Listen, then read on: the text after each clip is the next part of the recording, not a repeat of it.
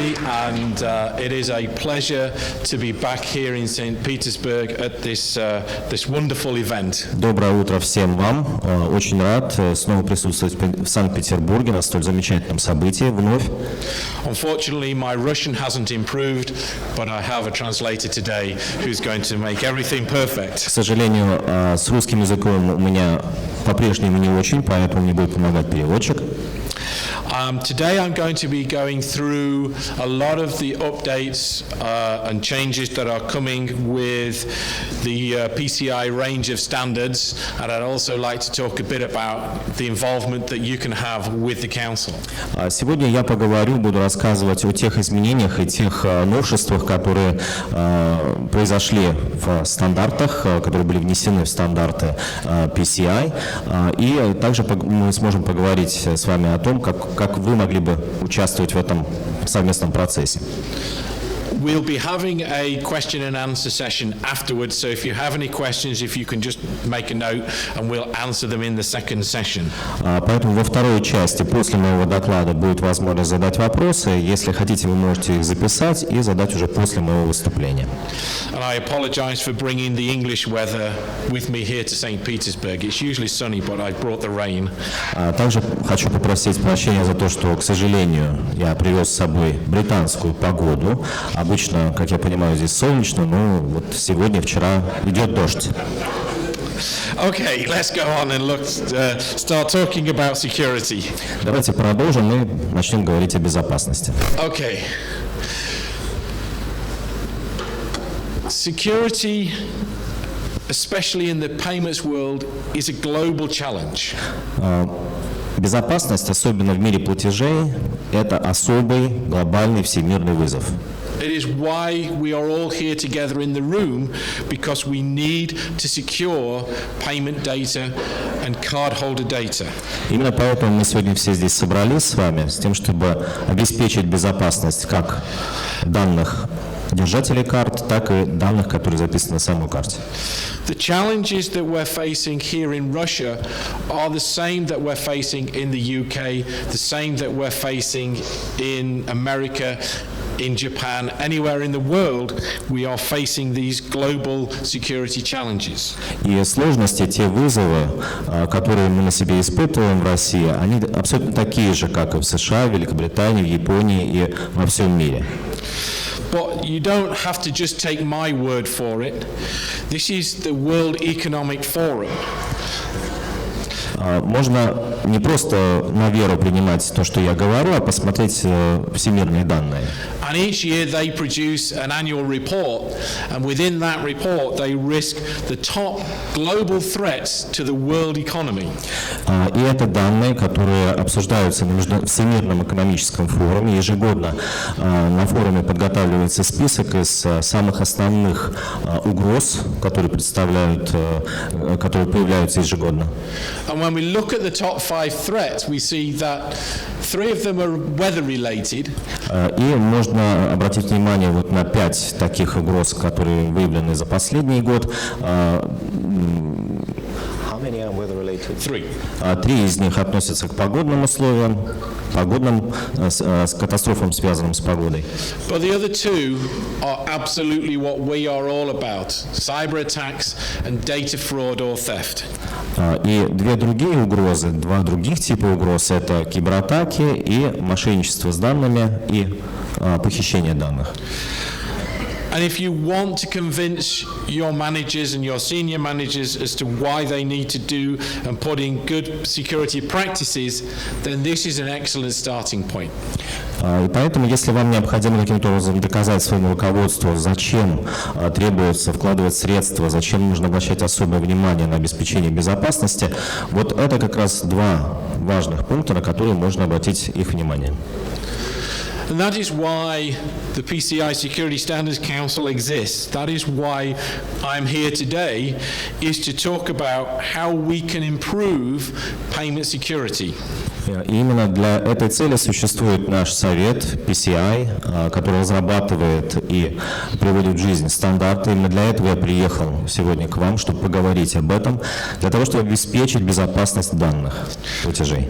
We provide and produce and manage a series of global standards that protect and help to protect cardholder data. Мы в Совете разрабатываем всемирные стандарты, которые позволяют обезопасить, защитить данные держателей карт. And this is the same standard that is used around the world. There is only one version. It is the global set of standards. И это одни и те же стандарты, которые используются во всем мире. Это один и тот же набор стандартов. And thanks to the support of Deity and others within the room, that standard is available in Russian. И благодаря компании Deity, а также и нашим другим коллегам в России, такие стандарты доступны и могут использоваться в России. So do please use it and do please help protect those payments. Поэтому, пожалуйста, используйте, применяйте эти стандарты и тем самым помогайте защитить платежи. When you look at the payment life cycle, если посмотреть на жизненный цикл платежа, любого платежа, we currently have over 14 standards that protect the cardholder data throughout that life cycle. На протяжении всего цикла применяются 14 стандартов, которые относятся к защите данных держателя карт. Our most common standard, the PCI data security standard, is the umbrella that covers the whole process. Общий стандарт безопасности данных PCI – это своеобразный зонтик, который охватывает целый спектр данных. But throughout that life cycle, we have specific standards for all areas to ensure the security of that process. И далее, по мере прохождения всего процесса, используются все 14 подстандартов, которые относятся к каждой части процесса. The only area where we place no standards or expectations is on the cardholder themselves. Единственная область, которой неприменимы стандарты, которым мы не разрабатываем отдельные стандарты, это сам держатель карт. It is our responsibility and everyone's responsibility in the room to ensure that the personal data of the consumer is protected throughout the life cycle of the payment process. И все мы, в том числе вы, кто сегодня участвует в нашей встрече, мы несем ответственность за защиту личных данных держателя карт путем обеспечения всего процесса прохождения платежа. The challenge that we face is that we are up against global organized criminal gangs who want to steal this data. Сложность, самая важная сложность, с которой мы сталкиваемся, это то, что мы постоянно боремся с теми международными мошенническими группировками, которые действуют во всем мире.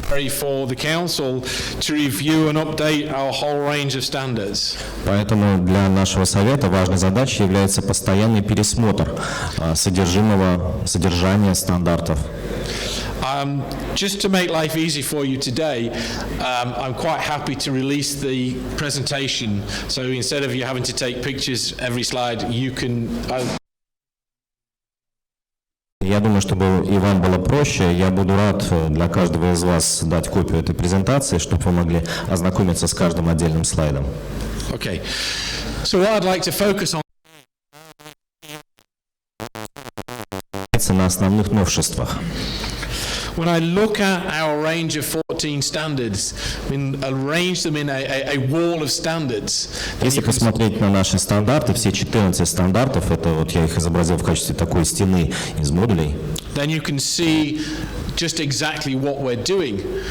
But you can also see that there are gaps and cracks between each of the standards.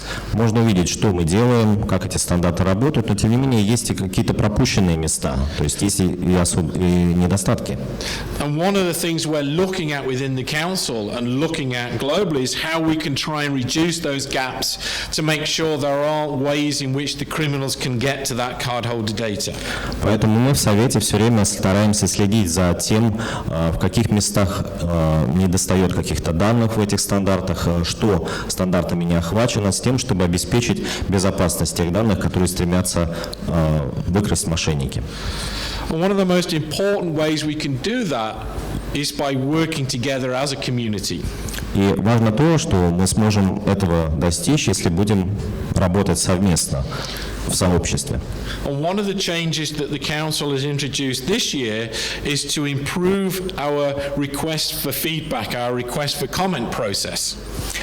И одно из новшеств, которое в этом году представил Совет, это запрос на обратную связь, обратную информацию от потребителей. The new RFC process has a more consistent approach so that for every update of our standards there will be at least 2 one-month periods for you to be able to review the standard and comment. И таким образом этот процесс RFC, вот такая аббревиатура, позволяет теперь в течение 1 месяца 2 раза предоставить свои комментарии по тем изменениям, которые внесены в стандарт. And those comments and that feedback is critical because, as I said, there is only one version of the standard. Therefore, to make sure that it meets your needs, we need your feedback. И поэтому эти комментарии, вот эта обратная связь с вашей стороны очень важна для нас, потому что версия стандарта, она единообразна, она одна, поэтому нам важно получить эти комментарии заранее.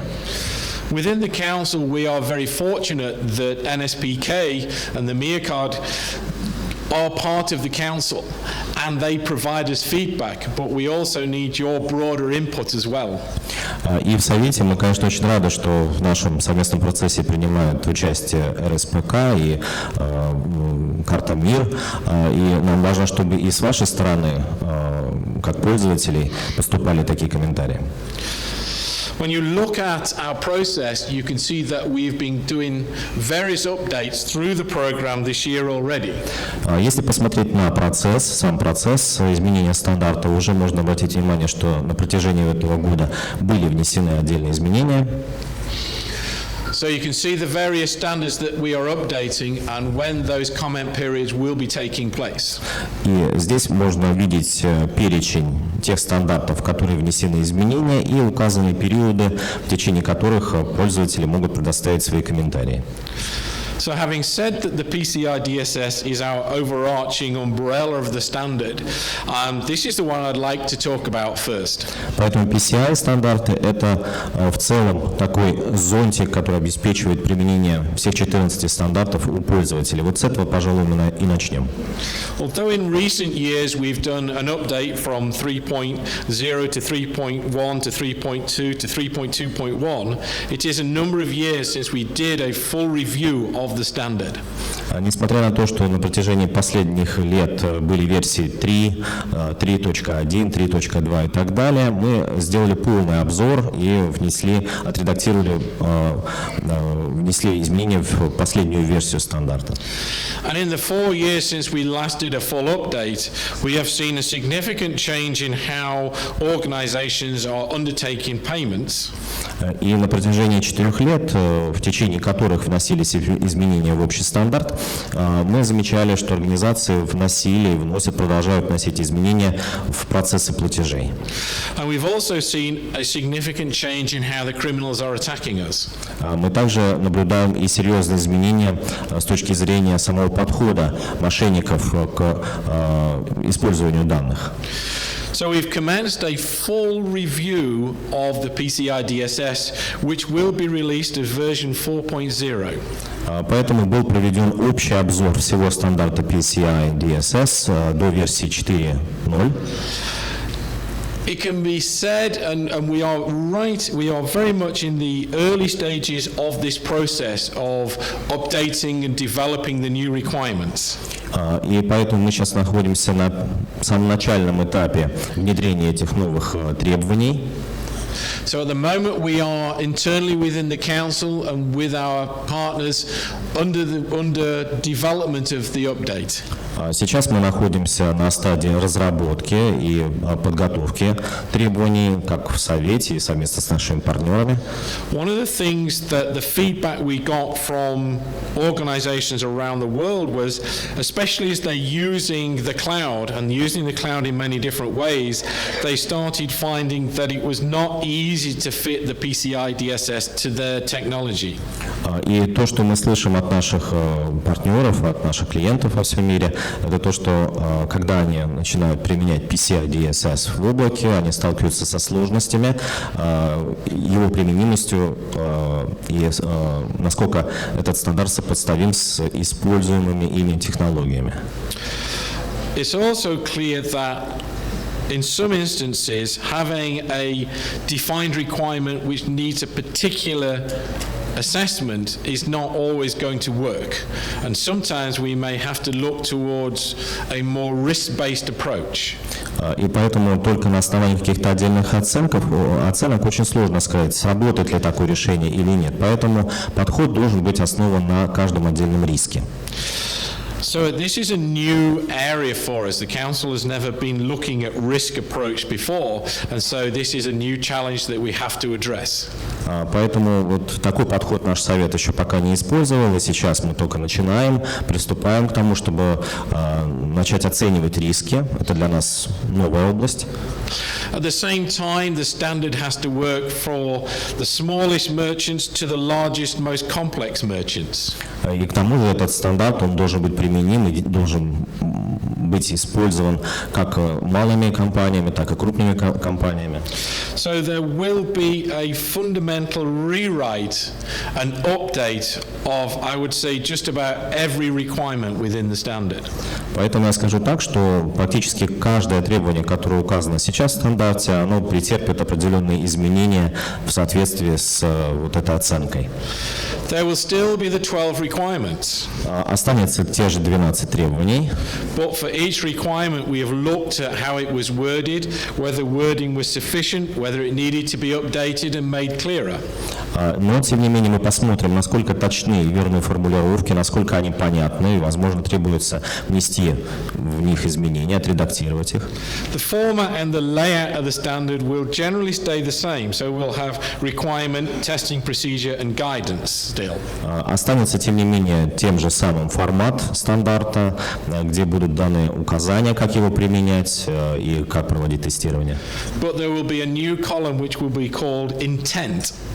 Но будет отдельная колонка, это intent, намерение. And this is really to sort of give some more guidance on what do we mean by that requirement? What are we looking for to show that you've met that particular requirement? Это означает, что там будет указано, для чего приводится в жизнь какое-то новое требование, для чего оно необходимо пользователю. Unfortunately, because it is right in the middle of development, I haven't got any of the new requirements to be able to show you. И поскольку мы находимся сейчас на этапе разработки, у меня сейчас нет тех требований, которые я могу вот так для вас представить. But what I can say is that it is our intention to have the first draft ready for review by October this year. Но мы предполагаем, что черновой вариант, первая версия после обновления этого стандарта будет готова к октябрю 2019 года, для того, чтобы можно было провести ее обзор. And this is really important because we want to make sure that we have got it right. И это очень важно, потому что мы хотим абсолютно точно убедиться, что эта версия стандарта точна и верна. So this will be made available to all of our stakeholders, and we really want your feedback. Все участники процесса получат доступ к этой версии стандарта, и мы бы хотели впоследствии получить от вас ваши комментарии. Once we've received all of those comments, then we will review the standard and do an update to it.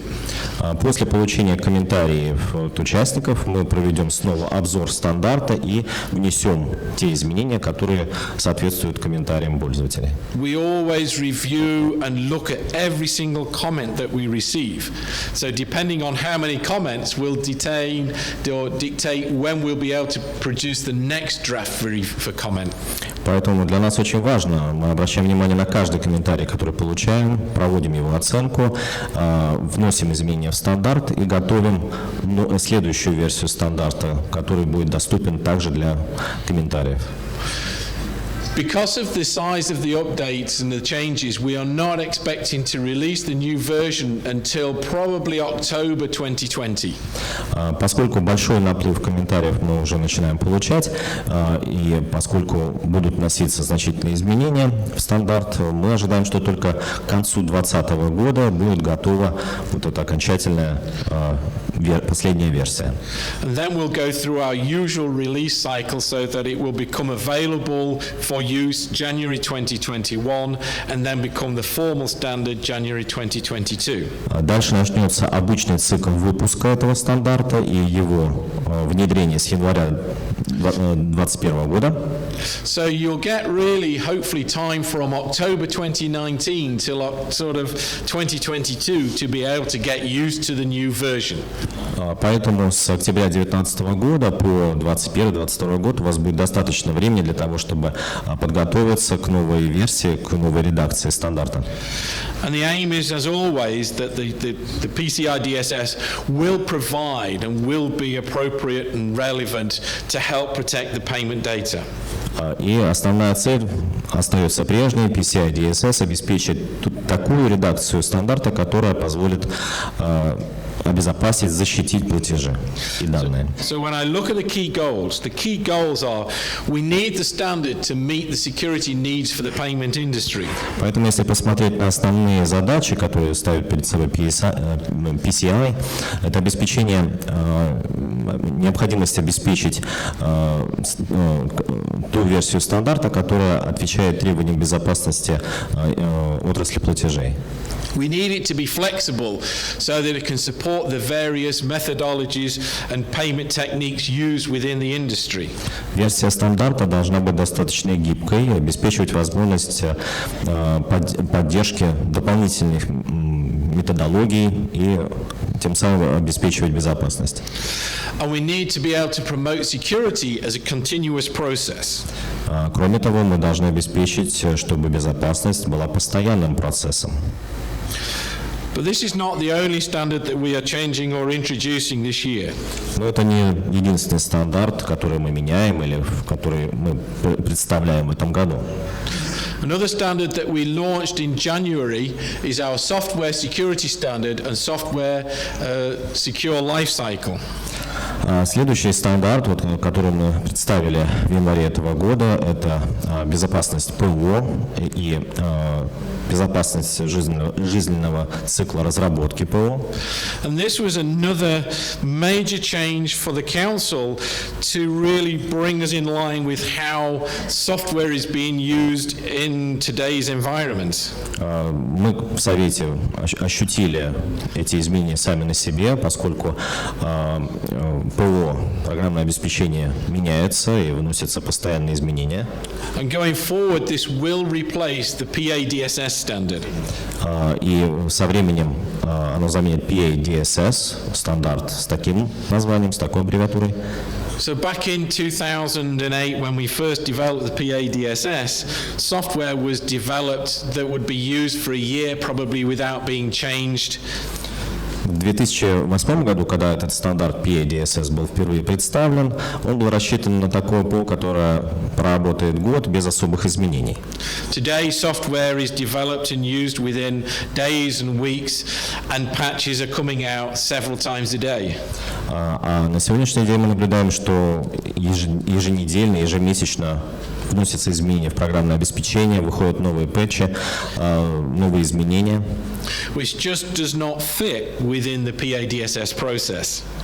И таким образом процесс PADSS уже не соответствует реальности. And so that is why we developed and have now released the new software security framework. Поэтому мы подготовили такой фреймворк защиты программного обеспечения с аббревиатурой SSF. The secure software standard will provide the requirements around how to evaluate and ensure that the applications and software are secure. Стандарт безопасного программного обеспечения позволит обеспечить безопасность работы ПО и защиту платежей. The secure software lifecycle is a new area for us and something we're very excited about. Стандарт жизненного цикла безопасного ПО – это отдельная область.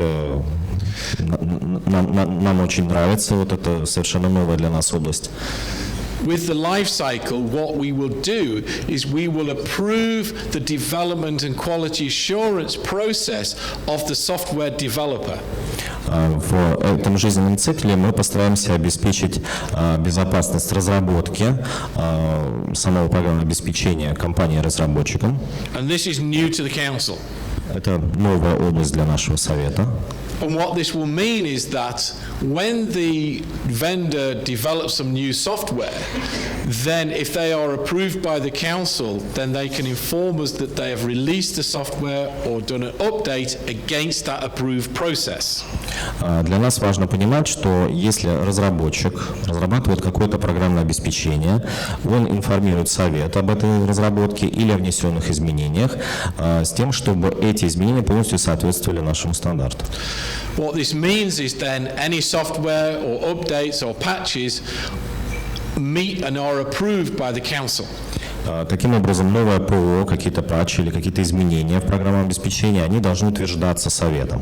So for those who are using the software and want to do the updates, you're not moving away from a PCI compliant process, you're remaining compliant by applying those updates. И поэтому, внося изменения, вы как пользователь, используя этот программный продукт, полностью выполняете все требования процесса в соответствии с нашим стандартом. And this means the whole process is going to be much easier, quicker, and much more secure and effective for everybody involved. Поэтому это также означает, что весь процесс будет более простой, более легкий для всех участников этого процесса. Just last week, we actually released the new supporting secure SLC program. На прошлой неделе, вот как раз на прошлой неделе выпущены были программы безопасных SLC. And this program is essential because this is how we will train the assessor community to be able to undertake the security assessments of the software and the developers. Эти программы очень важны для сообщества, в котором проводится оценка новых продуктов. The next phase of this process is we will commence training the assessors, and that program should be ready towards the end of this year. Дальше будет разработана программа подготовки тренингов для экспертов, и такая программа будет подготовлена к концу этого года. And all being well, that should mean that any new software being developed and any new software developers should be able to submit themselves for secure assessment beginning of 2020. И к началу 2020 года все разработчики, все новое ПО, которое разрабатывается, получат такую возможность пройти процесс оценки нашим советом. So what does this mean for the PADSS? Что это означает для PADSS?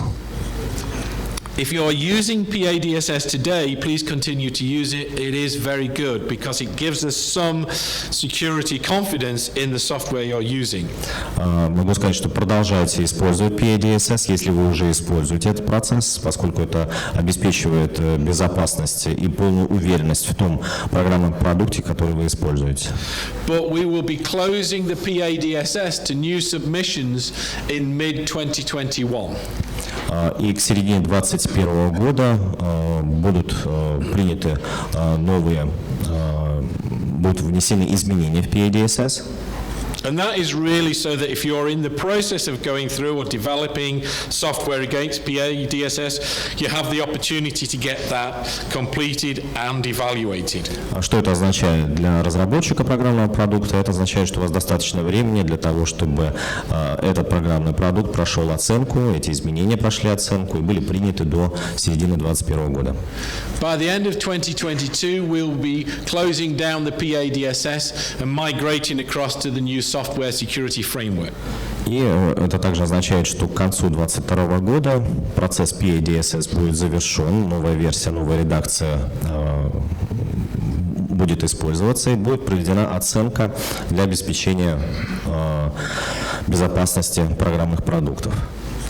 So this should really be bringing us into the 2020s to meet the needs of you and your customers.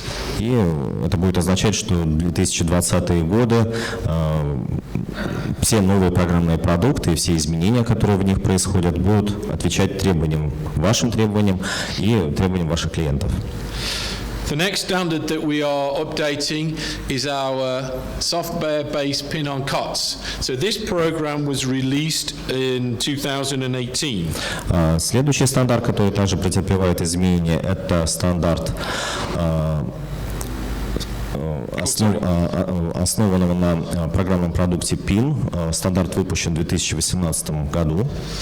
And effectively, this is a method by which you can accept payments on a mobile device or a tablet in a secure manner. По сути, это метод акцептирования платежа на мобильном устройстве.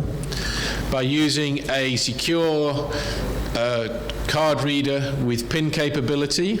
Это использование устройства кард-ридера с возможностью ввода PIN. A secure application running on the mobile device. Безопасное приложение, которое работает у вас на мобильном устройстве. And a back-end environment that will monitor the security of the whole process. И дальше та среда, которая обеспечивает безопасность всего этого процесса. What we're adding to it this year is the ability as well to be able to use a magstripe card in the process. В этом году мы добавляем такую возможность, что можно будет считывать магнитную полосу. But this will be a non-PIN transaction. Но это будут транзакции без использования PIN. And is an option if you don't have to use it, but it is available as an option should you require it. Это опция, это не какое-то отдельное требование, то есть вы можете выбрать эту опцию и использовать такую функцию. Essentially, this is because some countries are still using magstripe, but in other countries there is still use of magnetic stripe cards for loyalty cards or payment cards or gift cards. И это все связано с тем, что в разных странах есть свои требования по использованию магнитной полосы. Для различных типов карт используется магнитная полоса. Following on from that is the development of our 15th standard. Дальше это разработка 15-го стандарта. And this is the contactless payments on COTS. So, sorry, go on. Это стандарт, имеющий название бесконтактные платежи на основе COTS. And it's a very similar process, except now we're just using the contactless card to undertake the transaction. И похожий процесс, единственное, что сейчас это предполагает бесконтактное действие. It will still use a secure application running on the mobile device. Также требуется безопасное приложение у вас на мобильном устройстве. And we'll have a secure monitoring system to ensure the process is secure. И дальше используется безопасная система мониторинга, которая следит за тем, чтобы платеж безопасно обрабатывался. For this version, it will be no PIN. Для этой версии, для этой редакции PIN не потребуется. So it's aimed at the low value transactions. То есть это относится к транзакциям на небольшие суммы. We have undertaken the RFC process and are aiming to release this standard by the end of the year. И мы готовы этот стандарт будем выпустить к концу года. Он относится к процессу RFC. The next standard that we will be updating is our PIN security standard. Следующий стандарт, который претерпевает изменения, это стандарт безопасности PIN.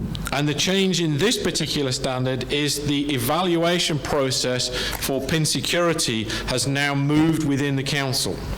И здесь основное изменение – это то, что сам процесс оценки безопасности PIN претерпел изменения внутри нашего совета.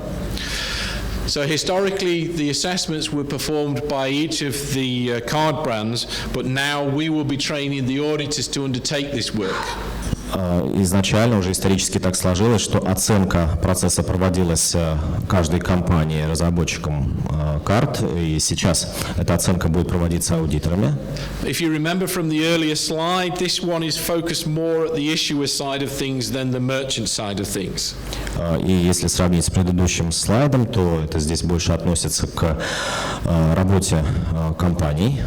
And a lot of this is around ensuring the quality of the PIN, especially in use at ATMs and also when you're developing PINs, PIN blocks, etc. by the issuer. Это относится к качеству, самому качеству PIN, к разработке PIN, к его применению в банкоматах и его качеству его разработки. But for the council, this is really important because this defines a lot of our key management procedures and processes. Но для нас в Совете это очень важно, потому что это подразумевает высокий уровень качества процедур управления. And those are used throughout our standards, and some of those I'll talk about in a little while. Которые проходят по всем нашим стандартам, и об этом буду сейчас говорить. Another standard in the early phase of the payment life cycle is the card production, is the actual how do you make a chip card. И следующий стандарт, о котором я буду говорить, это сам процесс производства карты, производства пина. And again, we have run the standard for some time, but now we are again training the assessors to do the audits of the card production facilities. Мы этот стандарт разрабатывали сами, но сейчас мы подготовили экспертов к тому, чтобы они могли сами проводить оценку качества производства карт в отдельных компаниях. And with all of these standards, we'll be listing all of the approved products, approved assessors on our website. И тем самым, благодаря этому процессу, мы сейчас сможем на нашей веб-странице разместить информацию о компаниях, которые выпускают карты, о тех экспертах, которые проводят оценку качества. As you can see, we're very busy with our standards. И, как можете видеть, мы действительно очень сильно заняты изменениями стандартов. And changing one of the standards has knock-on effects to all of them. И изменение одного из стандартов не скажется в целом на всех стандартах. So our next standard in the wall of changes is our point-to-point encryption. Следующий момент – это шифрование точки к точке. Point-to-point encryption is a very, very effective way of removing cardholder data from the merchant environment. И это очень важно, что данные держателя карты убираются из среды компании, которая обрабатывает платеж. And in doing so, this simplifies your PCI compliance program. Это упрощает программу PCI. We did the RFC of the new version at the end of, in the middle of June, and this is now being finalized before release. И последняя версия RFC была выпущена в мае-июне этого года и сейчас будет готова к окончательному выходу. For those of you who are using point-to-point encryption version 2, don't worry, that is still a very secure and excellent process. Те из вас, кто уже использует редакцию 2 такого рода шифрования, не беспокойтесь, это хорошая версия, ее можно продолжать использовать. And really the changes are just to bring it up to date, to make the process easier, to add more options for the developers of various aspects of the process. Тут очень важно было упростить сам процесс с тем, чтобы процесс был понятен всем участникам, и внести те изменения, которые соответствуют изменению самого процесса осуществления платежей. The same is also true for the PIN transaction security hardware. Это также относится к аппаратному обеспечению безопасности транзакций с использованием PIN. This is also going through its regular update. То есть это тоже регулярные изменения, которые мы вносим. We have the RFC scheduled, as you saw on that earlier slide, throughout 2019, with a review to getting the new standard out ready for 2020. И RFC проходит процесс подготовки к выпуску во второй половине 2019 года, и этот стандарт будет полностью готов к 2020 году. So you can see that of our 14, soon to be 15 standards, standards, there is quite a lot of updates and changes coming this year. И, как можете сами судить, из 14, а уже почти 15 стандартов многое претерпело изменения, и часть из этих изменений вступает в силу уже в этом году. And as I said before, this is because the way we do payments is changing and the way the criminals are attacking us is changing. И, как я уже говорил, это связано с тем, что мы меняем процессы осуществления платежей, мы видим, насколько меняется подход мошенников к тому, чтобы стремиться захватить, использовать наши данные держателей карт. So what I'd like to talk about now is a little bit about how you can participate more with the council. We really value your involvement with the council. Теперь можно поговорить о том, каким образом вы могли бы участвовать в нашей совместной работе, как вы могли бы сотрудничать с Советом, как вы можете совместными усилиями менять этот процесс. So when you look at that, when you look at how you can get involved with the council, there are three key areas you can participate, you can share, and you can learn from the council. И тут три основных составляющих такого участия. Это само участие в совместной работе с Советом, возможность делиться какой-то информацией и учиться, возможность почерпнуть новые сведения. So let's have a look at each of these in a little bit more detail. Можно каждый из этих секторов рассмотреть отдельно. One of the best ways you can become more involved with the council and have a greater voice in the council is by becoming a participating organization.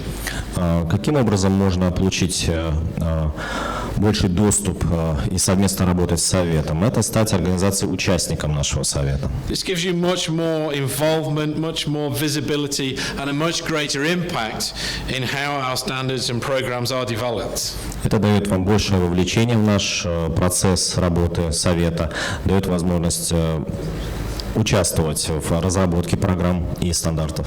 And it is the best way to be able to review and comment on the standards. И также это лучший способ и возможность дать свои комментарии при изменении процесса. Around the world, we have around 800 participating organizations who are involved with the council and providing that input and feedback. В мире у нас насчитывается порядка 800 организаций-участников, которые вовлечены в наш совместный процесс, в совместную работу и постоянно дают нам свои комментарии и заявляют о необходимости внесения изменений. As I've talked about throughout the start of the presentation, we are doing a lot of changes to our standards, and that needs a lot of feedback. И поскольку я в самом начале сказал, что наши стандарты постоянно претерпевают изменения, этих изменений много, нам необходима обратная связь от вас. Another benefit of being a participating organization is you can nominate, vote and be represented on our board of advisors. Кроме того, одно еще из преимуществ участия в работе нашего совета – это возможность номинировать какую-то организацию, голосовать за какую-то организацию или представлять какую-то организацию в консультативном совете. And our board of advisors are organizations like yourselves who have the opportunity to meet on a regular basis with the senior management of the council and the brands to discuss payment security and direction. В таком консультативном совете работают, участвуют представители различных компаний, которые входят в наш общий совет. Они имеют возможность давать свои рекомендации и участвовать в процессе изменения стандартов. Another area of participation is to join our special interest groups. Еще один из вариантов участия – это присоединиться к специальным группам по сферам. And the special interest groups look at and work on guidance documents that they feel they need, that the community needs. So these are documents chosen by our community for our community. И такие группы, они разработают руководство по отдельным областям, по отдельным сферам и являются активными участниками нашего сообщества в рамках Совета. And over the years they've developed some fantastic guidance documents covering all areas of the payment process. И на протяжении нескольких лет разработан целый ряд руководств по отдельным сферам, отдельным областям осуществления платежей. This year we are developing a guidance documents for PCI DSS for large organizations. В этом году разрабатывается отдельное руководство для крупных организаций в рамках PCI DSS. And if this is of interest, do sign up on the PCI website now. Поэтому, если вас это интересует, пожалуйста, вы можете записаться на странице Совета. We also hold community meetings. We have a European community meeting that we will be holding in October, and we would love to see everybody there. Мы регулярно проводим встречи участников нашего сообщества. В октябре 2019 года пройдет такой форум. Будем рады вас видеть там. We hold events around the world in each region. Такие мероприятия проходят в отдельных регионах по всему миру, where we discuss the challenges of payment security and the new technology being used in the payment space. На этих мероприятиях обсуждаются новые вызовы и всевозможные изменения, которые происходят в процессах платежей. I said right at the start, the challenges being faced in Latin America are exactly the same as Asia and Europe and North America. Тем более, что я уже в самом начале сказал, что те вызовы, которые перед нами стоят в Латинской Америке, они абсолютно такие же, как и в Азиатско-Тихоокеанском регионе или в Европе. The global criminals, the organized criminal gangs don't care which country you're in, they just care can they get into your system and steal data. Организованной преступности не важно, где вы находитесь, где бы вы ни были во всем мире, их интересуют ваши данные. And they have become very, very good at getting into systems and stealing data. И они усовершенствовали свои технологии проникновения и извлечения данных в системах. So really it's a great way to demonstrate your commitment to the security industry. Поэтому это замечательная возможность проявить свою заинтересованность в обеспечении безопасности в нашей отрасли. As well as this, our website is an excellent resource for you. А кроме того, сам веб-сайт нашего совета – это замечательный ресурс информации. And I'm sorry that you can't see this on the slide, but when you go onto the website, up by the search bit is an area there where you can choose your language. Здесь очень сложно, и вряд ли вы отсюда увидите, но на слайде этого не видно. На сайте вы можете выбрать язык. So by selecting that little down arrow, you will be able to select Russia, and then you will see the standards that are available in Russian. Пройдя по стрелочке, вы выбираете русский и можете видеть целый список стандартов, которые уже переведены и изложены на русском. But there is a lot of information on the website, so do please visit it, because there is all sorts of information, not just the standards themselves. Ну и на самой странице очень много информации. Вы можете много что подчеркнуть нового для себя, не только ознакомившись со стандартами. In terms of learning, the Council offers a range of training for all sorts of different areas and organizations. Кроме того, есть возможность обучения. Мы в Совете готовим отдельные программы по каждой отрасли, в которых можно провести курсы обучения. And if you join as a participating organization, you then are given significant discounts on any of our trainings. И если вы организация участник, вы получаете серьезные существенные скидки на программы обучения. In terms of the training programs, our starting point is our PCI Professional.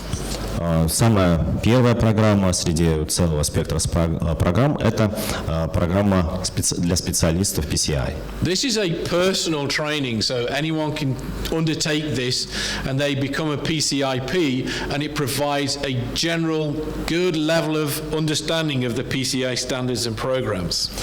Это первоначальная программа, которая позволяет вам лучше узнать стандарты и программы PCI и стать активным участником программы PCI. And you'll join a global community of over 2,000 PCI professionals. Вы станете участником всемирного сообщества, насчитывающего более 2000 профессионалов. The next level up is to become an internal security assessor. Следующий уровень – это уровень эксперта внутренней безопасности. The ISA needs the support of your organization. И ISA требуется поддержка каждой из ваших организаций. But the benefits here is that we train you to the same level that we train our security assessors, our QSAs. И тут важно то, что вот пройдя курс такого обучения, вы выходите на тот же уровень, который имеют наши эксперты, которые постоянно работают с Советом. So what this means is you'll now understand what is expected of your organization, what you need to show to your QSAs, and how to go about doing this. Вы лучше будете понимать то, что требуется от вашей организации, что требуется в рамках тех знаний, которые необходимы эксперту, специалисту в PCI. Organizations around the world say the same thing, that this is really beneficial. И мы слышим от многих организаций во всем мире, что эта программа приносит только положительные плоды. Because it's going to save you time and a lot of money. Это позволит сэкономить вам как время, так и средства. Because you're going to be able to get your organization ready for when you bring in the assessors. Потому что вы подготовите свою организацию к тому времени, когда будут подготовлены и пройдут тренинги такие эксперты, специалисты PCI. And the assessor community like it because when they come to do the audit, they're talking to people who understand what they're asking. И поэтому в сообществе экспертов нашего совета, конечно, экспертам очень нравится, что когда они проводят аудиты, проверки в отдельных организациях, они говорят на одном языке с такими же специалистами в этой компании. And also, the ISA will have the information ready in the format that the assessor wants to see. И в соответствии с этой программой вы получаете ту информацию, которая соответствует программе проверки отдельным экспертам. So the whole audit process becomes much more efficient. И поэтому сам процесс проверки, аудита становится более эффективным. And a benefit to everybody. И это приносит свои плоды для всех из участников. So really, by becoming involved with the council, you have the opportunity to participate. And participation is critical in this phase when we are updating so many of our standards. Поэтому, становясь участником совета, организации участником, вы становитесь более вовлечены в нашу совместную работу, вы участвуете в изменении стандартов. You have the opportunity to share your expertise, your experiences, and the challenges that you face with our global community. У вас появляется возможность делиться экспертными знаниями, делиться своим опытом в таком сообществе специалистов. And not only that, you have the opportunity to share how you fix some of these challenges. А кроме того, вы можете делиться информацией о том, как вы решаете отдельные проблемы, с которыми сталкивается ваша организация. Different sectors around the world have different challenges. The airline sector has many different challenges than the multi-retail, the large retail organizations. Тем более, что эти вызовы, сложности, они различны в разных отраслях экономики, начиная от авиасообщений и заканчивая областью продаж, розничных продаж. And sharing these experiences and sharing this understanding helps improve organizations globally. А возможность делиться, обмениваться такими знаниями, решениями сложностей позволяют лучше работать такому сообществу специалистов. Because what we are trying to do, right back to the first slide from the World Economic Forum, is to prevent the loss of data, is to prevent the cybercrime threat that is global. Поэтому как раз это возвращает нас к первым слайдам моей презентации, в которых были указаны те угрозы, которые выявлены Всемирным экономическим форумом, а именно решать вопросы кибератак, вопросы кражи данных. And if we don't succeed, this is only going to get worse. И если мы не преуспеем, если у нас не получится, то ситуация будет только хуже. Thank you very much. Большое вам спасибо.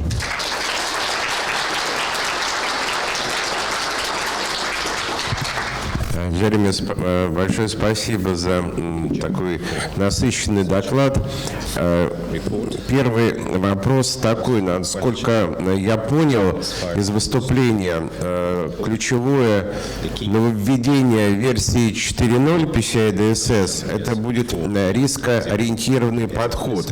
Можно ли буквально вкратце прокомментировать, в чем это будет состоять? Ну вот для примера, допустим, если взять ISO 27001, там, в принципе, на усмотрение акционеров можно некоторые контрольные требования вообще не применять, сказать, что мы их акцептовали, как бы и все, мы хозяева, мы принимаем эти риски. Но здесь, наверное, все-таки другой случай, потому что карточные вот эти бренды, собственно, свои технологии и свои права делегировать для использования индустрии, поэтому как-то вообще на практике будет работать и не будет ли вот тавтология риск, что не выбросит ли ребенка, когда вот некоторые контроли выбросит. И сразу вот следующий вопрос. Вот последнее время действительно тенденция вот когда карта используется без реального ее предъявления. То есть это, я имею в виду всевозможные структуры, например, вот сейчас Facebook планирует применять какие-то средства платежа. Там может быть информация о карте один раз вначально как бы внесена, а потом, в общем-то, продолжается вот это все осуществляться. И вот насколько вот стандарт поможет контролировать вот эти структуры, вот новые, не традиционные, а вот где карта там спрятана, как бы, что называется, на первом плане она не выходит. И последний вопрос, вот он, может быть, не был ну, так, настолько явно озвучен, но вот я заметил, что очень революционная... Позвольте, мы ответим на первое. I'll forget the first question if I don't stop and start answering. Знаете, если мы сейчас не остановимся, я забуду первый ваш вопрос. So, the main aim of the version 4 is not to go wholly over to a risk-based approach. Редакция, вот эта версия 4.0, ее основная задача не просто полностью перейти на подход на основании рисков. For the vast majority of assessments, it will remain the defined process that we use today. Для большинства оценок, экспертных оценок, процесс останется таким же определенным, какой он есть и сегодня. But for certain organizations in certain circumstances, there will be that option to be more risk-based. Но для отдельных организаций в определенных обстоятельствах будет возможность использовать такую опцию, использовать подход на основе рисков. And in those situations, everything you said, absolutely I agree with. И вот в этих ситуациях то, о чем вы сейчас говорили, я полностью с этим согласен. And this is a whole new area for the council, and so brings many challenges and many issues that we have to look at. Поэтому как раз эта область очень новая для Совета. Поэтому мы видим, что мы будем сталкиваться с большим количеством вызовов и сложностей, которые необходимо будет преодолеть.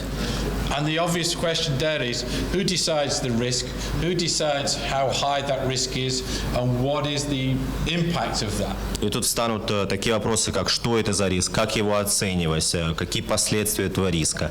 For the council, we have to then look at how do we train the assessors and how do we ensure equivalency between different assessments.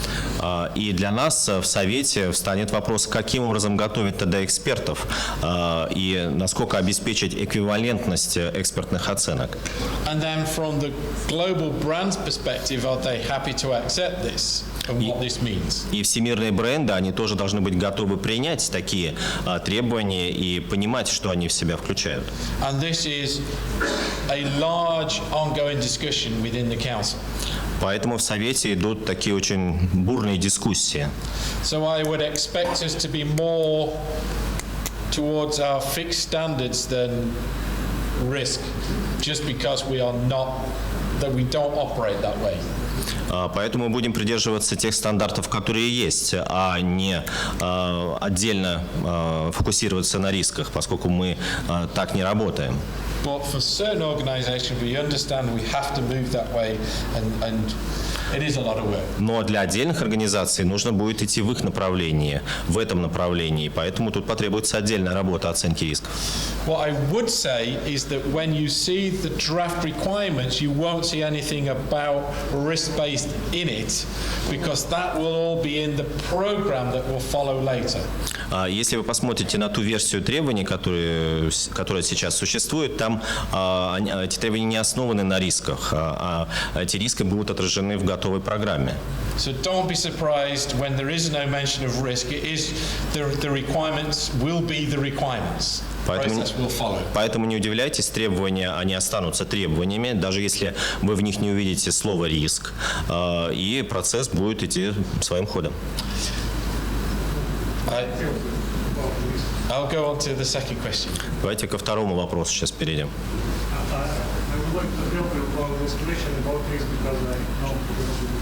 Please. Oh, yes. So you in Russian out. Yeah.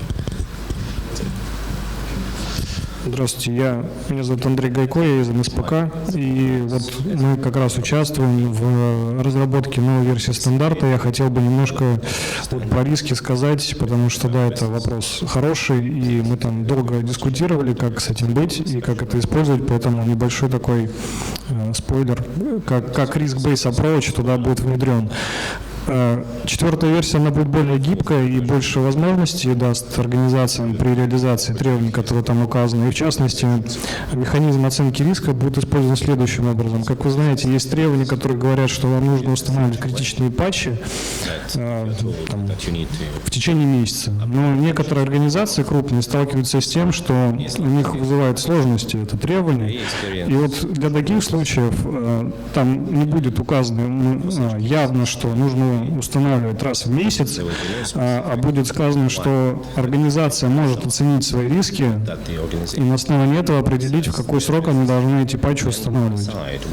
И вот местами вот таким образом будет вот этот risk-based approach использоваться.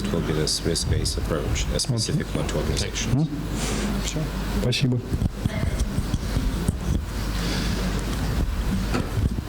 Thank you very much. Спасибо. Вы все вопросы? So there was a second question. А у вас еще был второй вопрос? Да, второй вопрос в отношении тех вариантов транзакций, идут таким образом, что карта слишком далеко спрятана, допустим, через социальные сети, Facebook, через какие-то другие.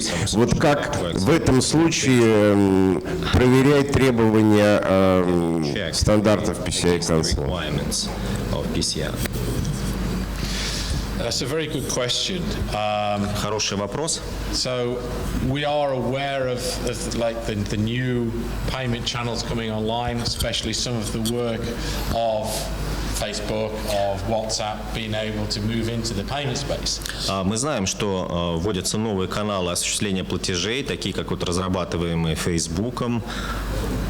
And I think in terms of that, it is certainly one of the areas that we'll be looking to address with version 4. И думаю, что вот в этой связи мы, конечно, в версии 4 обязательно это учтем. It is the responsibility of those organizations to ensure that they are looking after the cardholder data. Эти организации уже будут нести ответственность за обеспечение безопасности данных держателя карты. And then we'll need to see from them, and the assessors will need to see from them exactly what the payment life cycle is and the payment transaction path. Поэтому эти организации и наши эксперты должны будут посмотреть, какой жизненный цикл транзакции и как эти транзакции будут осуществляться. But there are new payment methods coming through there that are still new for us, and we were even discussing how we're going to address these even last week when I was in a meeting with our executive committee. И мы, конечно, видим, постоянно сталкиваемся с тем, что новые методы платежей начинают применяться. Вот на прошлой неделе прошло заседание нашего исполнительного совета, в котором я принимал участие. Мы это тоже активно обсуждали. But for any organization that stores the cardholder data, if they're going to do card on file, they need to either encrypt that data or truncate the PAN so that it's of no use to the criminals. Но в любом случае, любая организация, которая хранит у себя данные держателя карты или каким-то образом их перенаправляет, такая организация должна проводить шифрование и их безопасную обработку.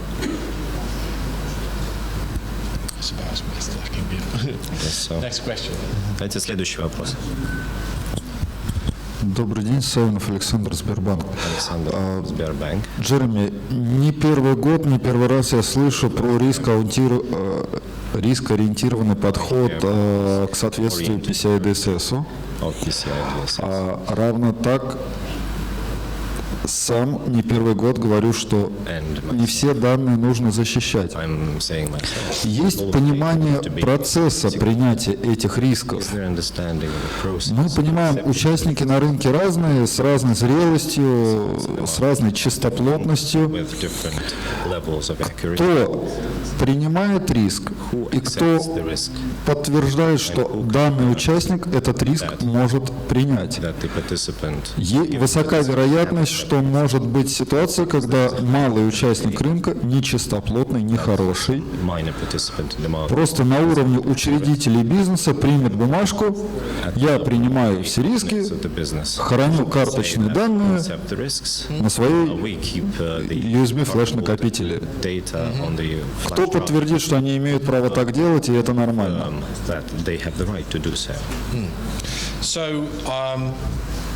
Within the PCI, we are the body that develops the standards. We are not the compliance organization. Мы внутри Совета, мы занимаемся чем? Мы разрабатываем, готовим эти стандарты. Мы не являемся организацией, обеспечивающей соответствие стандартам. The compliance is enforced by the global card brands. Соответствие обеспечивается брендами, карточными брендами. And also the local card schemes. И местными, региональными схемами работы карт. But also by the acquiring banks. Кроме того, аквайринговыми банками. Because as you've pointed out, for the acquiring banks, it's their risk. Поскольку вы уже подчеркнули, что для банков это их риск. So they have that ability, if they wish, to be able to accept certain situations. Поэтому у них есть такая возможность, если они так пожелают, принять определенные ситуации, определенные риски. But that has to be agreed between the acquiring bank, the brands, and the merchant or the organization involved. Но это должно быть соглашение между банками, между брендами, карточными брендами и всеми участниками этого процесса работы карты. One of the documents that the council has produced and continues to update regularly is our prioritized approach document. Один из документов, который мы также в Совете приняли и постоянно обновляем, это документ, который называется «Приоритетный подход». And within that document, we've broken the requirements down into 6 key milestones. И в нем требования разбиты на 6 пунктов. Now, historically, some of the brands and some of the banks have been willing to accept organizations that reach milestone 4 as being sufficient for their needs. На протяжении нескольких лет банки заявляли, что вполне достаточно, чтобы организации вышли на соответствие требованию пункта 4 и не выше. So there is a process that enables that.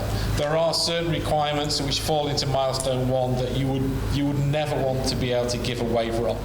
But when you get to some of the smaller ones around process and historical data, that you've reduced the risk.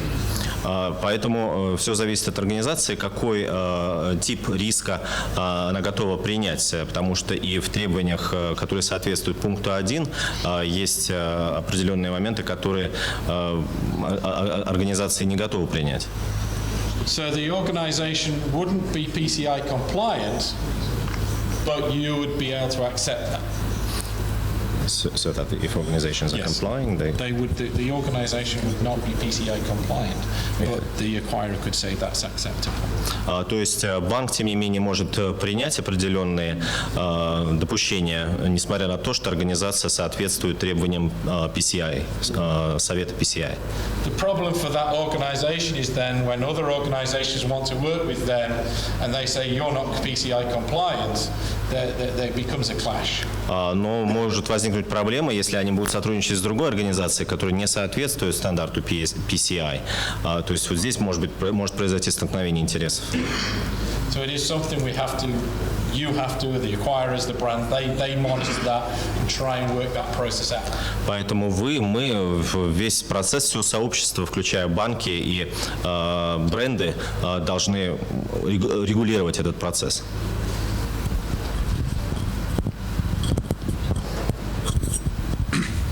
Добрый день, Сергей Лукьянов, Сбербанк. Подскажите, пожалуйста, вот подходы, которые получаются в развитии стандарта... А можно чуть погромче? Подходы, которые в развитии стандарта, вот обозначенные вами, показали, что гибкость стандарта у нас на текущий день, она отстает от потребностей бизнеса.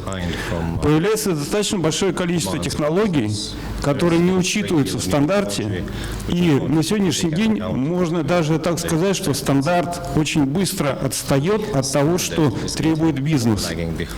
В этой связи обозначенная вами проблема гибкости стандарта очень становится актуальной. Выход новой версии может оказаться привести к такой ситуации, что бизнес уже уйдет вперед, будет требовать от безопасности новых решений и спрашивать об этом, а в стандарте об этом не будет. В этой связи предполагаете ли вы изменить подход к версионности стандарта, перейти к механизму, когда вы сможете на более оперативной основе вносить короткие изменения в стандарт для того, чтобы идти за потребностями бизнеса. И таким образом фактически вводить так называемые некоторые минимальные минорные изменения, и они будут востребованы, то есть они востребованы бизнесом и возможность наиболее оптимально обеспечить работу безопасников. Либо вы будете выпускать, вот как, к примеру, по виртуализации отдельные документы, но они не являются обязательными, к примеру, они носят рекомендательный характер. Либо сейчас как DevOps появился, но у нас нигде он в стандарте собственно, не обозначен. И многие эти вопросы возникают. Как вы к этому, обсуждали вы это на заседаниях Совета, как вы к этому будете подходить? Ну,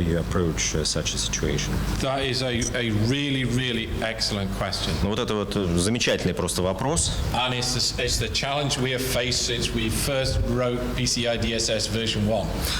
Начиная с первой версии, первого стандарта номер 1, мы с этой проблемой сталкиваемся постоянно.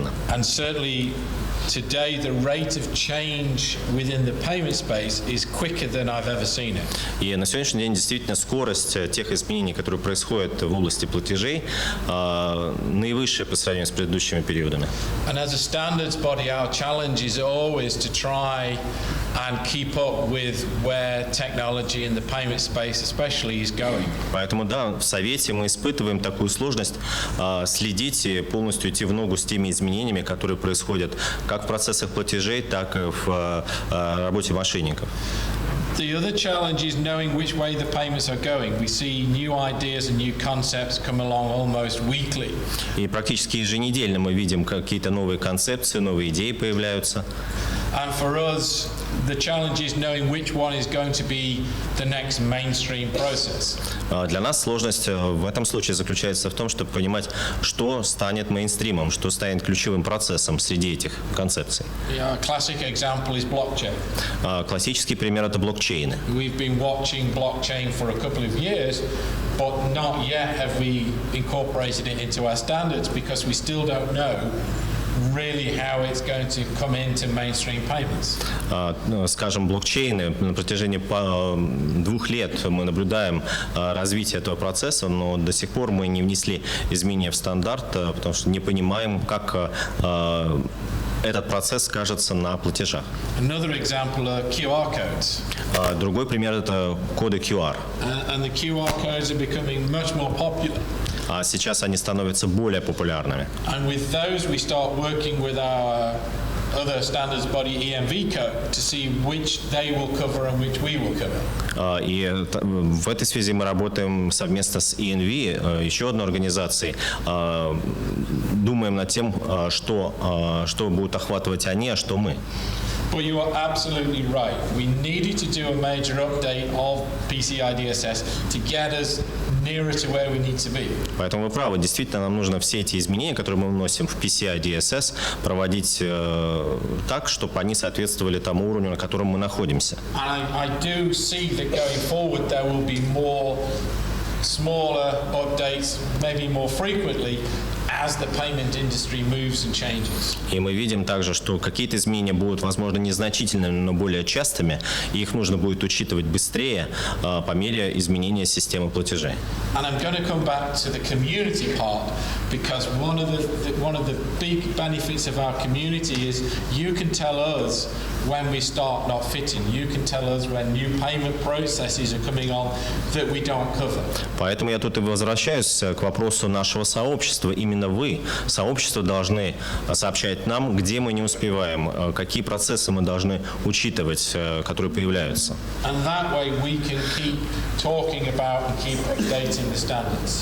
Тогда мы будем вносить изменения и проговаривать те изменения, которые вносятся в стандарты. Last week I was in Boston for our Board of Advisors meetings, and one of the discussions we had there was what is the future of payments? So we were already asking our community, what do we need to be addressing next? Вот, скажем, на прошлой неделе я принимал участие в работе консультативного совета в Бостоне, и мы задавались вопросом, куда движется процесс платежей, какие предложения от сообщества мы должны в первую очередь учитывать. Но это будет постоянная сложность, с которой мы будем сталкиваться. Добрый день, Егор Литвинов. Вопрос такой. У вас в презентации был слайд, где говорилось про улучшения, связанные с чтением магнитной полосы на банковских карточках. Вопрос в том, что известно, что магнитная полоса она обеспечивает гораздо хуже степень безопасности, чем чип. И, соответственно, зачем тратить ресурс на улучшение, скажем так, той технологии, которая не обеспечивает должного уровня безопасности, вместо того, чтобы косвенно способствовать тому, чтобы банки отказывались от магнитной полосы и переходили на чипы и на другие более совершенные технологии. I would love to see the mag stripe go. Я был бы рад, чтобы магнитная полоса вообще исчезла. I have spent the last 14 years working on chip cards. Я последние 14 лет как раз занимаюсь чипами. And hoping every day of those 14 years the mag stripe would vanish. И каждый день из этих 14 лет я все время мечтал и продолжаю мечтать, чтобы магнитная полоса исчезла. And maybe one day. Может быть, когда-то это наступит. But you're quite right. The challenge is, as I said on the slide, is organizations still use magstripe for loyalty cards, for gift cards, for prepaid cards. И действительно такие сложности существуют. Вот организации, они в основном магнитные полосы используют на картах лояльности, картах предоплаты. And those organizations came to us and said we need to be able to utilize a method by which we can accept this. Поэтому эти организации к нам постоянно обращаются, заявляют, что им необходимо использовать такой метод. For the vast majority of merchants in Europe here as well, I wouldn't expect you to use it. Для большинства торговых точек, вот в том числе здесь и в Европе, в целом, я не могу сказать, что я ожидаю, что необходимо использовать магнитную полосу. I think, honestly, the most popular will be the contactless. When we get the contactless standard out, certainly the contactless is becoming much more popular. Тем более, что сейчас более популярным типом платежей становится бесконтактный. But as a standards body, we have that option for those who require it. Но поскольку мы являемся организацией стандартов, мы должны иметь такую опцию в стандарте для тех организаций, которые требуют использования этого метода. And certainly, from a security perspective, we know it's the weakest level of security, so we're not allowing it anywhere near the pin. И, конечно, мы понимаем, что, да, что касается безопасности, это метод, который обеспечивает наименьшую безопасность, защищенность, даже никак не сопоставим с пином. And certainly within the security application and the back-end monitoring, we're going to be watching that very closely. И, конечно, мы будем очень тщательно сейчас отслеживать, как этот метод продолжает использоваться организациями. But you are absolutely right, chip cards are the best. Но вы абсолютно правы, чипы – это наилучший способ. Yes, you can shout. Можете прокричать.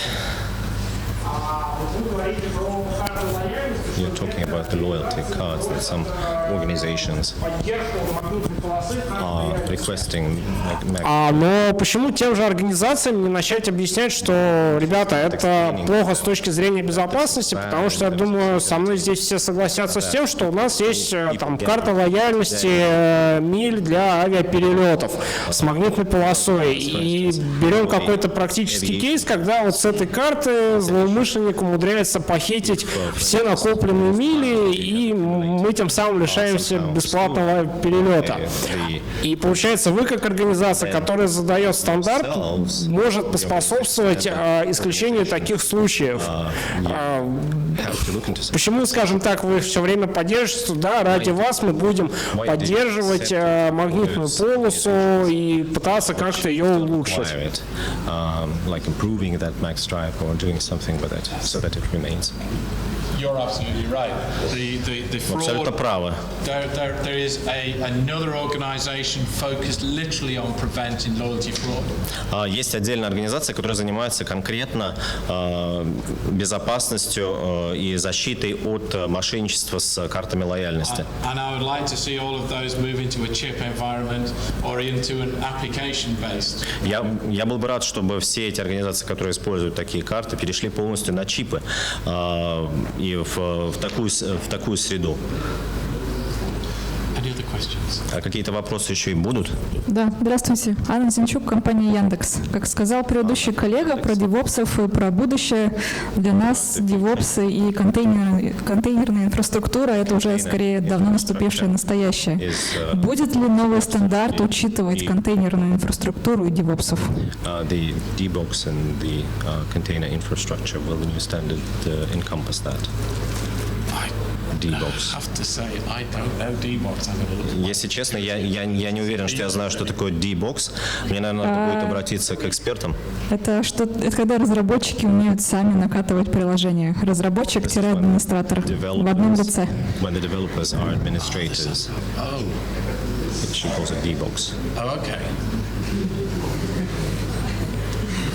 И контейнеры. And the containers. Если честно, я сомневаюсь, что смогу. И контейнерная инфраструктура. Такой подвид виртуализации. To talk about the virtualization. Давайте мой друг расскажет. Да, я немножко работаю там с ними, поэтому я что-то знаю, еще раз повторюсь. Ответ вообще, если посмотреть сейчас на те требования, которые существуют, и попытаться применить их вот к этим девопсам и контейнерам и прочим, они плюс-минус нормально туда ложатся. Вот. Но, как я уже говорил, новая версия стандарта, она даст больше гибкости, и ее будет немного даже проще применить ко всем этим новым инфраструктурам, вызовам и прочим. То есть, когда мы думали, какие существуют новые, мы так концептуально думали, какие существуют новые вызовы в IT, там, глобально, какие новые технологии люди используют, и там, допустим, программно определяемые сети, те же самые, которые свои особенности имеют, и пытались понять, а текущие требования туда можно применить или еще что-то дополнительно нужно, там есть какие-то дополнительные риски, то, честно говоря, мы не очень увидели, чего там нужно еще добавить в части наших требований там, или как текущие изменить, потому что они вполне хорошо матчились. Поэтому, еще раз, новая версия стандарта, она будет более гибкая, и вы более проще, наверное, поймете, как требования PCI применять вот к таким инфраструктурам. Спасибо. My apologies of the deep technical knowledge there is beyond me now. Я прошу прощения, у меня не настолько высокие технические знания. And I think that clearly shows our friends here how important it is to have this involvement. Поэтому как раз очень хорошо, что вот насколько важно участие с вашей стороны. Thank you. Спасибо за поддержку. Есть еще вопросы? Someone's talking, I can't see.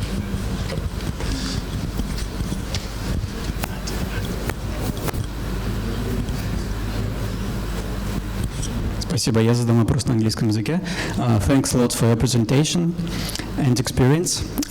In Russia, our government pay a lot of attention to biometrical personal data.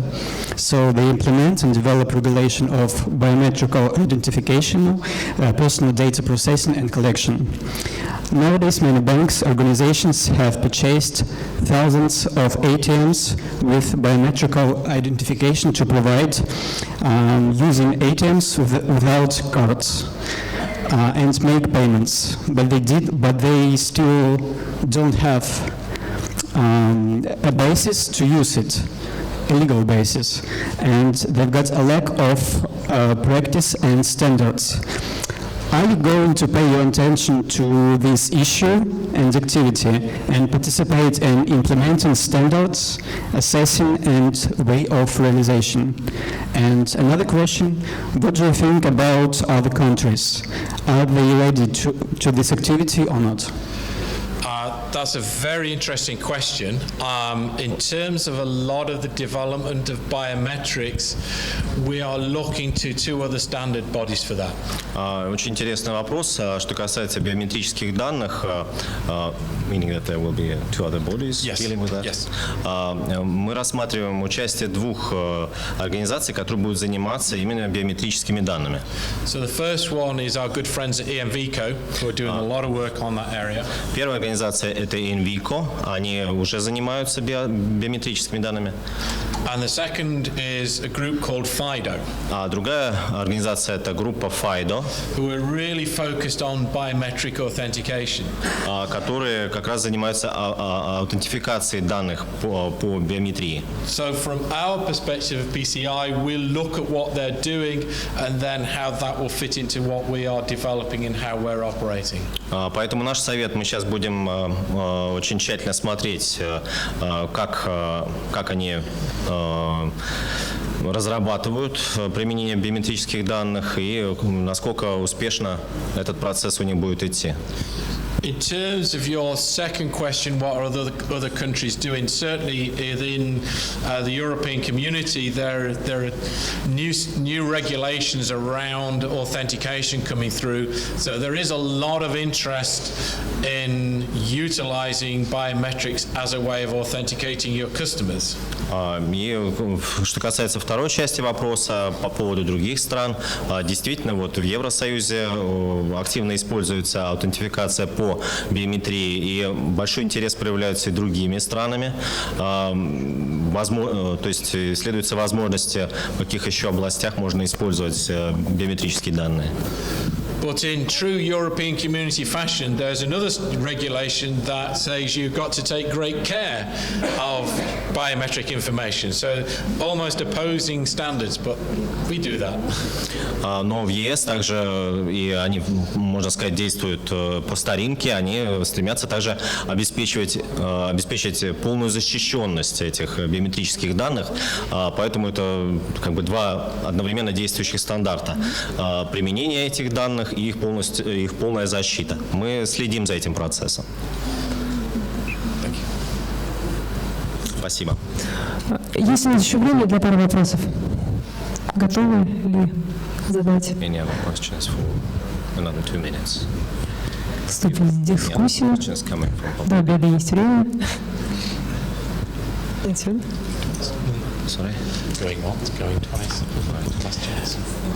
Джереми, у меня есть вопрос. Вопрос, связанный на самом деле с стандартом по разработке. Интересует следующая тема. Вот есть у вас там...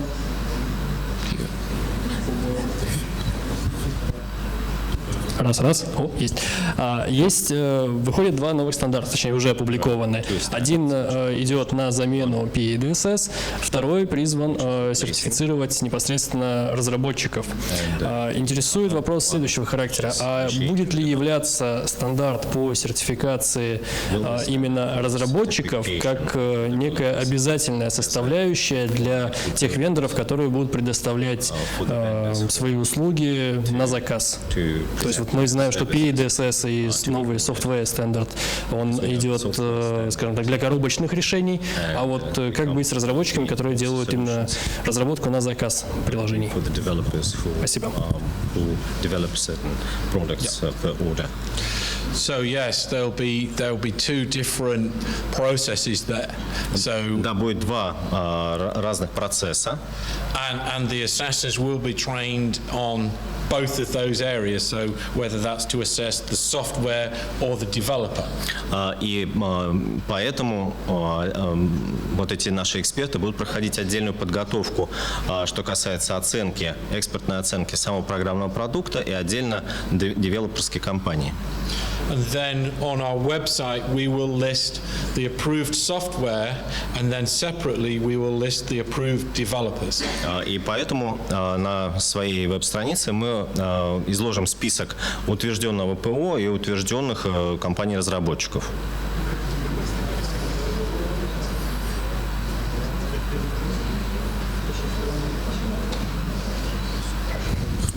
Еще вопросы?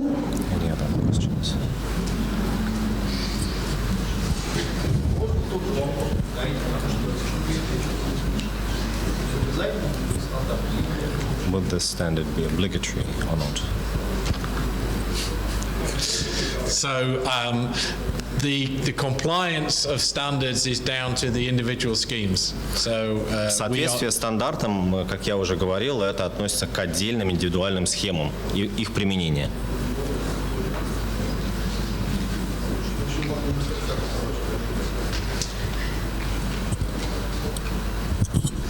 Добрый день, меня зовут Анна, компания PAYMENTSECURITY. У меня такой вопрос.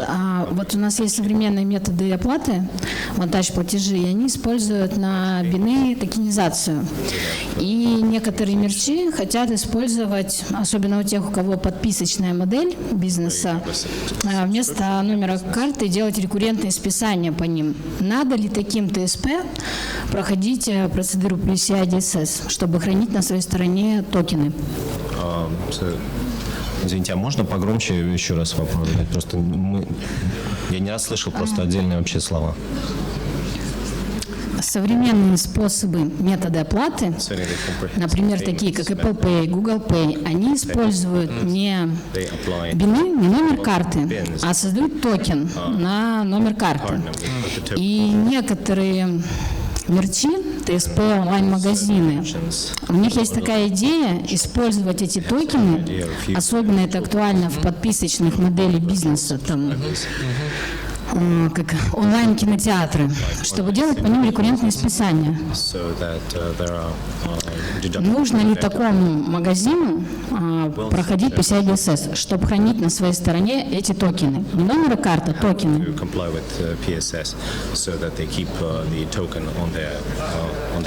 So it's a very good question. Вопрос хороший. And certainly we see one of the future ways to try and reduce card-related crime is to try and remove the PAN and move towards a token-based process. Мы видим, что следующим этапом в защите данных на карте это как раз переход к использованию токенов. So utilizing tokens is a way of reducing your scope of PCI DSS. И используя токены, вы сокращаете процесс PCI DSS. The challenges are in a world of mixed tokens and PANs is, especially where the token looks like a PAN, is how do you know whether it's a token or a PAN? Но в нынешней ситуации в мире, когда используются и паны, и токены, как определить, токен это или пан? So as a merchant, if you're only accepting tokens, and then you can work with your QSA to see how you benefit from that process. Поэтому, если вы торговая точка и вы принимаете только токены, вам нужно этот процесс обговорить со своим QSA. Каким образом этот процесс будет приниматься? So absolutely it is a good way to go. Absolutely the tokens are more secure. But you just have to look at it. It's always, it depends a bit because of how the whole process works. Поэтому действительно токены более безопасный способ, но все зависит от каждой конкретной ситуации, как этот процесс будет для конкретной торговой точки работать. But certainly it will help reduce your scope. Но, конечно, это позволит изменить ваш объем.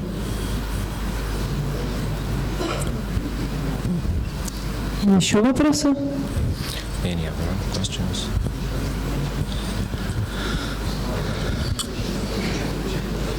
Technical questions there. Yeah, I'm kind of Deep down the technical. Добрый день, спасибо за доклад, очень интересно. Александр Дрокин, Банк Совет. Можно погромче, мы не слышим. Вопрос в том, как, может быть, можно получить более детальные комментарии о том, как организации могут способствовать улучшению стандарта. И, может быть, есть какие-то программы мотивации организаций, чтобы сделать этот процесс более эффективным. То есть, может быть, какие-то примеры привести. Спасибо. How they participate. No, absolutely. So certainly by an organization becoming a participating organization, then they get access to the portal where they can do the comments. Конечно, если организация становится участником, она получает доступ к порталу, где можно давать комментарии. Another way is to feed them through an organization that you know is involved in the process as well. Или, возможно, через ту организацию, которая уже вовлечена в этот процесс, передавать там какие-то свои комментарии, свои предложения. So in other countries, for example, in Japan, we know we have a group there that brings together assessors and merchants to try and discuss this so they can feed back the information to the council. Мы знаем, что в таких странах, как Япония, есть площадки, где совместно собирают представителей торговых точек и участников нашего совета, где они обсуждают конкретные предложения, которые потом входят в стандарт. So, do take the opportunities to work together here and to share the information, and if you can feed it back, then we'll review it. Поэтому используйте эту возможность, общайтесь в ходе таких встреч, как сегодня, обменивайтесь информацией и доводите ее до нашего сведения с тем, чтобы мы могли провести ее рассмотрение. And if all else fails, you can talk to our friends at Deity and they'll help you. Если у нас не получится, вы можете с нашими коллегами из компании Deity пообщаться, они помогут эти данные нам передать.